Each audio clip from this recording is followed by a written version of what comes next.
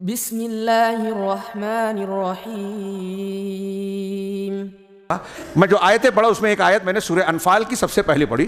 اللہ کے نبی جناب محمد اللہ تبارک و تعالیٰ نے فرمایا یا ایھا الذین آمنوا، اے ایمان والو، ہم کو اور آپ کو اللہ کہہ رہا ہے، ہمارا رب کہہ رہا ہے۔ ہاں، بعض صحابہ کہتے تھے کہ جب اللہ تعالیٰ یا ایھا الذین آمنوا کہو تو ایک ایمان والا اس کی طرف متوجہ ہونا چاہیے کہ ہمارا پروردگار ہم کو پکار رہا ہے، اور جب یا ایھا الذین آمنوا کہہ رہا ہے تو اس کے بعد کوئی حکم دے گا یا کسی چیز سے منع کرے گا، اور جو حکم دے گا جو منع کرے گا یہ اس بات کی دلیل ہے کہ اللہ نے یا ایھا الذین آمنوا کہہ کے پکارا ہے، تو ایمان کا یہ تقاضا ہے کہ اب جو بات کہی جا رہی ہے وہ مانو گے تو تم ایمان والے ہو، ورنہ نہیں۔ اے ایمان والو، اللہ نے آگے کہا لا تخونوا اللہ والرسول وتخونوا اماناتکم۔ اللہ کا کلام ہے، سمندر کوزے میں، ہاں ایک سمندر لوٹے میں ہے کہ اے ایمان والو، اللہ اور اس کے رسول کی خیانت نہ کرو، وَتَخُونُوا أَمَانَاتِكُمْ، اور اپنی امانتوں کی خیانت بھی نہ کرو۔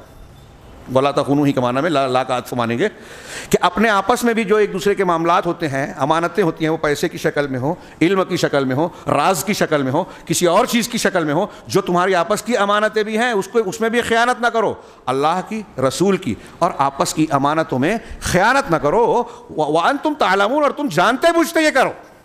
جانتے بوجھتے ایسا بالکل نہیں کرنا، اس کا مطلب کہ اگر لا علمی میں، جہالت میں، بھول چوک میں ہو گئی تو اللہ نہیں پکڑے گا۔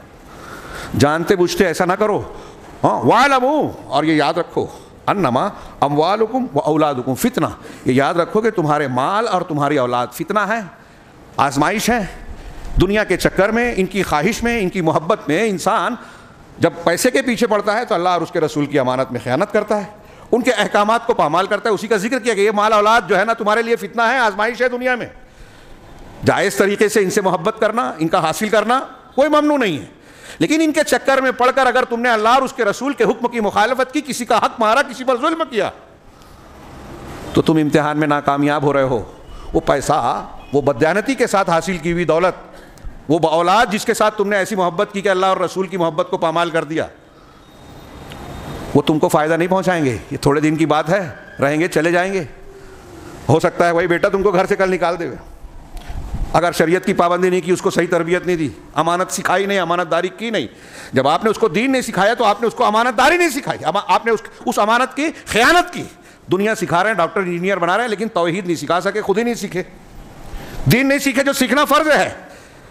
اللہ نے دوسری علموں کو تو ایسے دے دیا کہ آپ سیکھ لیں، پڑھ لیں، تجربہ کر لیں، لیکن علم دین کے لیے نبی اتارا، نبی بھیجا، کتاب اتاری، شریعت کی، اس کی حفاظت کا ذمہ لیا۔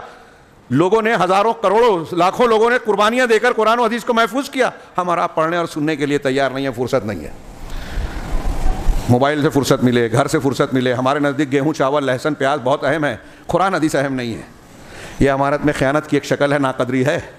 تو اللہ کہہ رہا ہے کہ تمہارے مال اور تمہارے اولاد فتنہ ہے، آزمائش ہے، امتحان ہے۔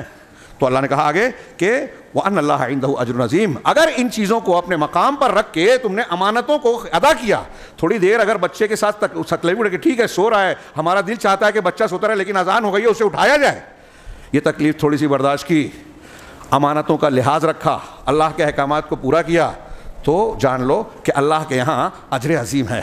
یہ آیت جو ہے بڑی جامع آیت، میں نے کہا کہ پوری کتاب ہے۔ اللہ کہہ رہا ہے کہ اللہ کی خیانت مت کرو، رسول کی نہیں، اور آپس کی۔ یہ تین چیزوں کی تین خیانت، اللہ کی خیانت کیا ہے، رسول کی خیانت کیا ہے، اور پھر جو ہے آپس کی خیانت۔ اس کو میں کہہ رہا ہوں کہ سال بھر بیان کر سکتے ہیں خطبوں میں، ایک ایک عنوان لے کر۔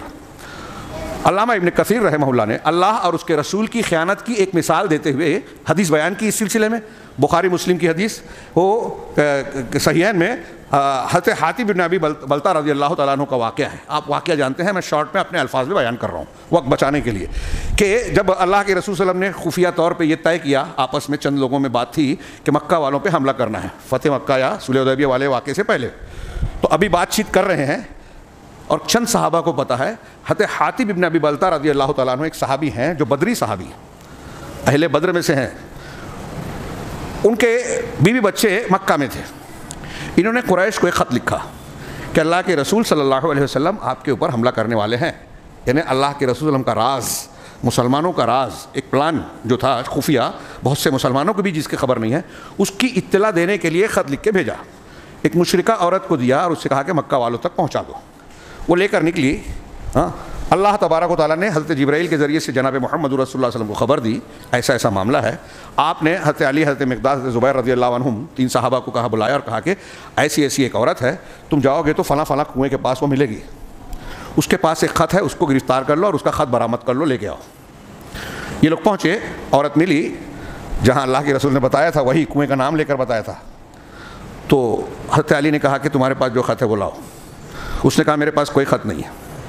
اب اللہ کے رسول نے کہا تو کیا ہماری طرح تو صحابہ تھے نہیں، یقین رکھتے تھے کہ نبی نے کہا ہے تو غلط تو ہو ہی نہیں سکتا.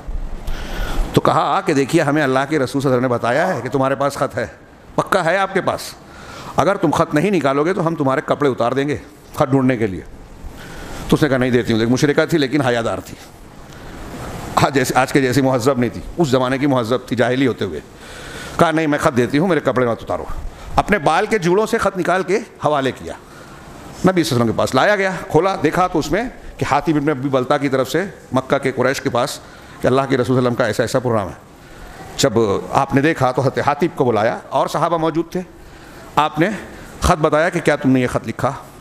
اللہ کے رسول صلی اللہ علیہ وسلم کو سے حضرت حاتب ابن ابی بلتہ نے کہا کہ اللہ کے رسول میرے بارے میں، یہ میں نے ہی لکھا ہے، میرے بارے میں فیصلہ کرنے کے تعلق سے آپ جلد بازی مت کیجیے.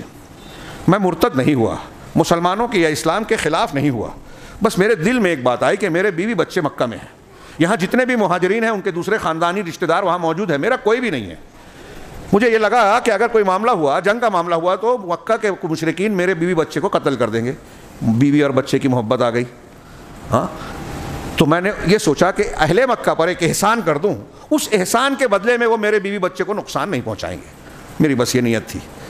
یہ سننے کے بعد حضرت عمر فاروق رضی اللہ تعالیٰ عنہ کہتے ہیں کہ اللہ کے رسول دعنی اضربو عنق ھذا المنافق، اللہ کے رسول مجھے اجازت دیجیے کہ اس منافق کی گردن اڑا دوں.